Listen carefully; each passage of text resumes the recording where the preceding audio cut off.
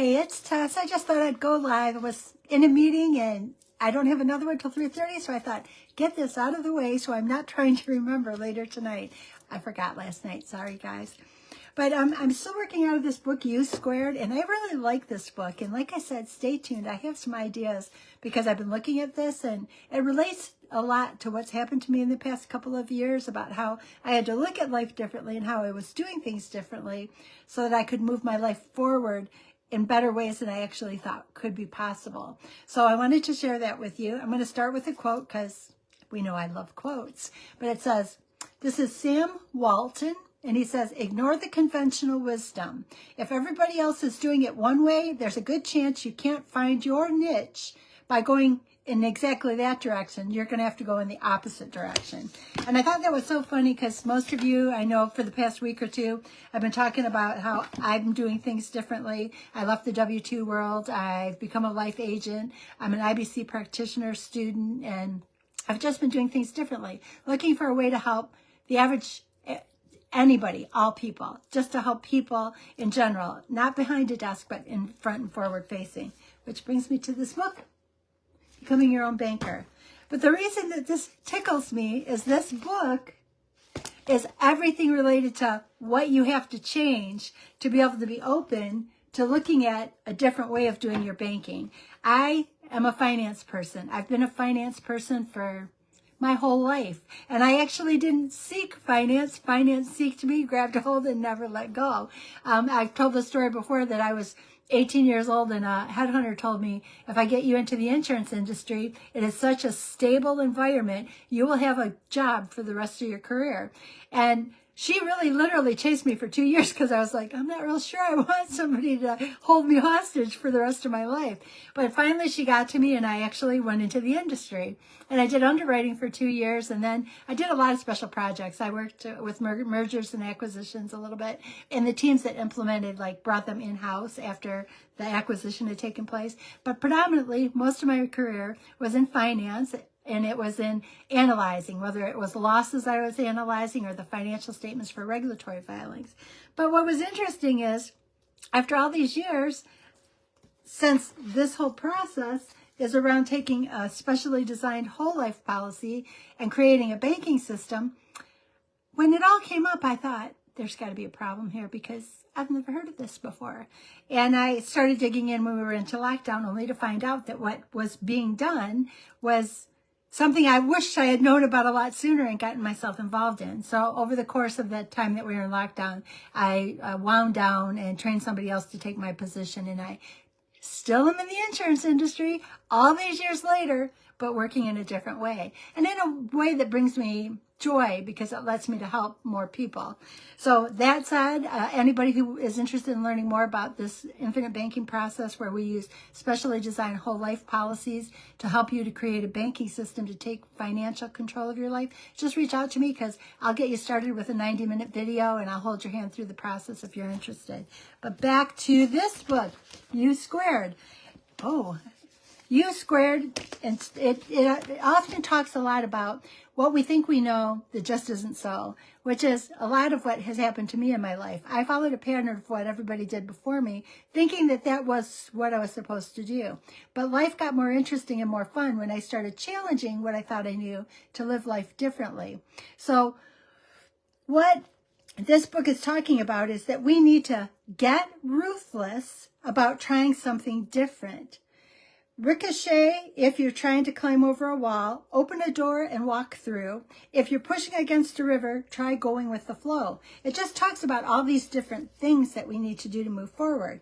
And I think for most of us, we do get stuck in what we've always known, feels like it's what we should always do. And that even comes through with like computer systems and operating systems. And as a person who worked in the insurance industry and the accounting area for many, many years, I'll say that I know that change, they had to adapt and they had to make changes based on regulatory concerns and regulatory requirements. But as far as changing computer systems, they were always the last ones. It was always funny. Accounting was the last one to be upgraded. Computers were the last to be upgraded because everybody was always afraid that if something changed in our area, it could impact our regulatory filings, and nobody wanted that. I was there one year when everything happened around 2008.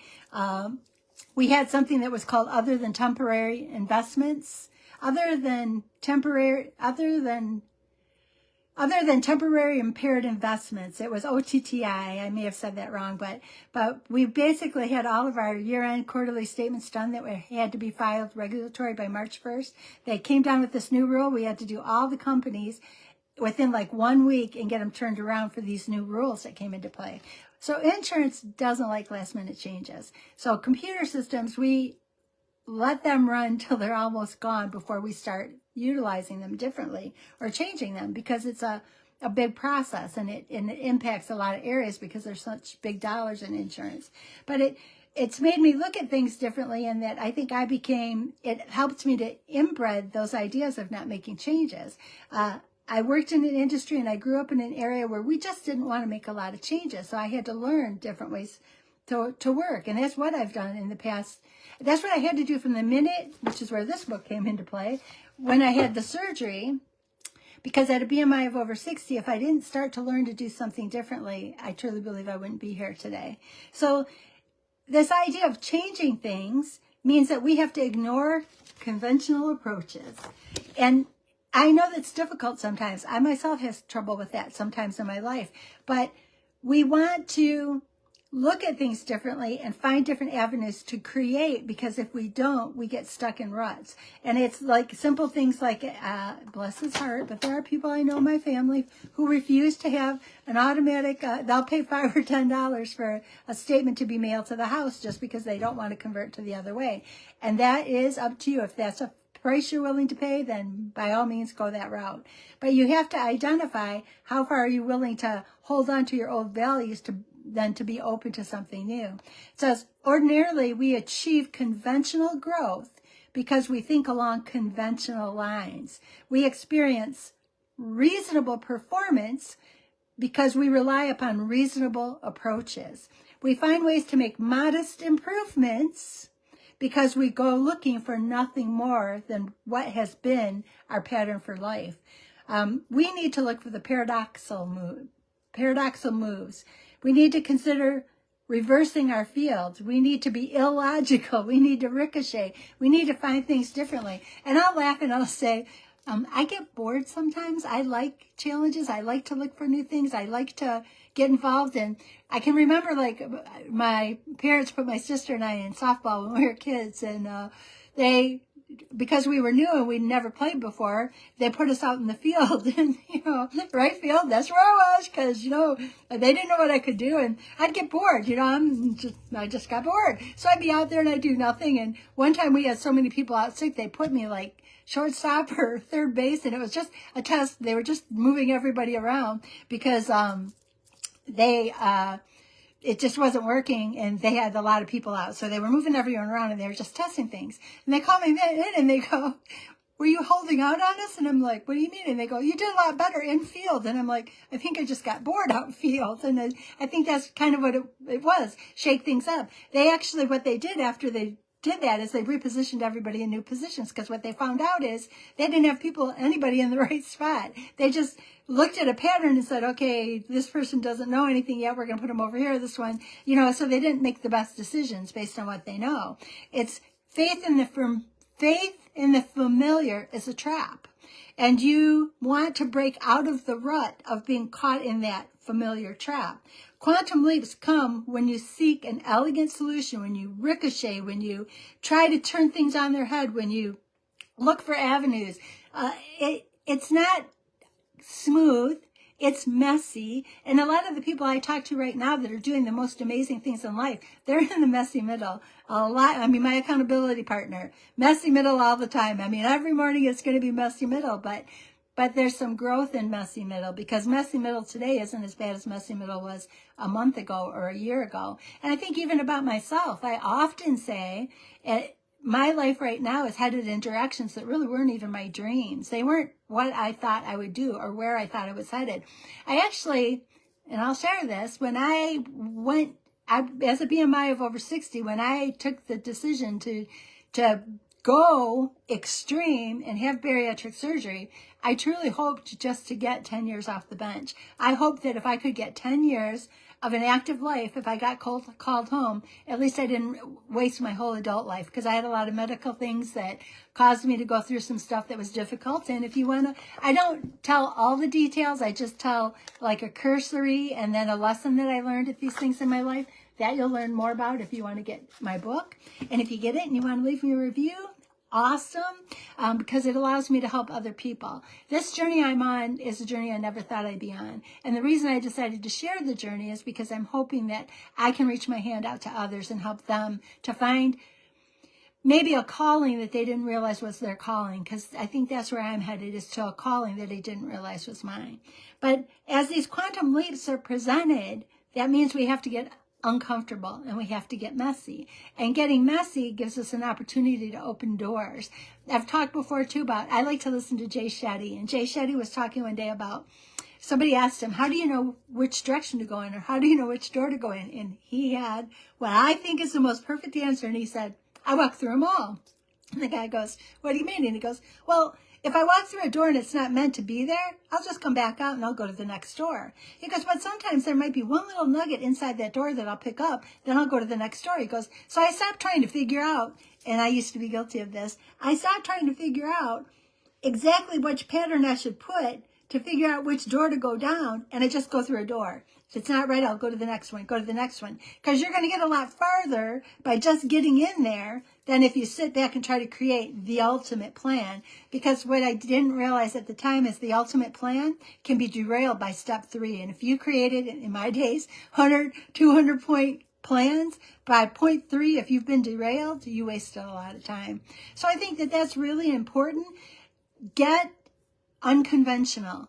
Ignore conventional. Look for different ways. Maybe you want to learn to take back control of your finances. Maybe you want to reach out to me and let me help you to start to understand a different way so that you can house your own banking system to take financial control of your future. But it has to be something you know, like, and understand. But I would be happy to give you resources so that you can start to learn, and I can be there for you as you go on. This book, this would never have happened for me if I hadn't reached out of the uncomfortable, or reached out of the comfortable to something uncomfortable. I don't want to say I was comfortable at a BMI of 60. I just didn't think there was a chance.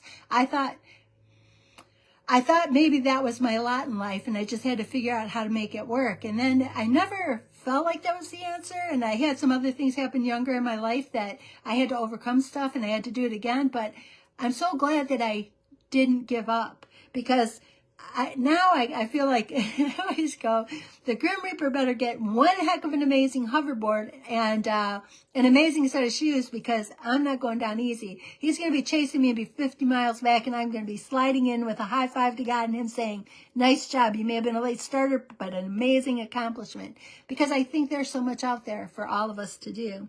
So when you're thinking about life, if it's comfortable, maybe it's time to get uncomfortable. If it's smooth waters and precise and exact, maybe it's time to make an uneven line. Maybe it's time to look at another avenue. Maybe it's time to create. Because if everything is patterned and exactly the same, you've just kind of created a Groundhog Day. And I think that whether you want to call it God, source, or universe, or the combination of that, I think that we're here for a purpose. And I think that if it was just simply to sit in front of the TV with bonbons and I love my animals, play with my animals, and watch TV, I think that I could have probably done that in heaven. So if I'm here, what can I do to leave things better for those that are here? What can I do to make life better, to make it greater? And so that when I do get called home, God gives me that high five and says, hey, nicely done.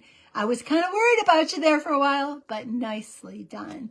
And it's never too late for any of us. I promise you, if you could feel what it was to be me 10 years ago and feel what it is to be in the life that I am now, you would give anything for a chance to start over. And that's my hope for all of you. Reach for the stars. Reach for everything that's available to you.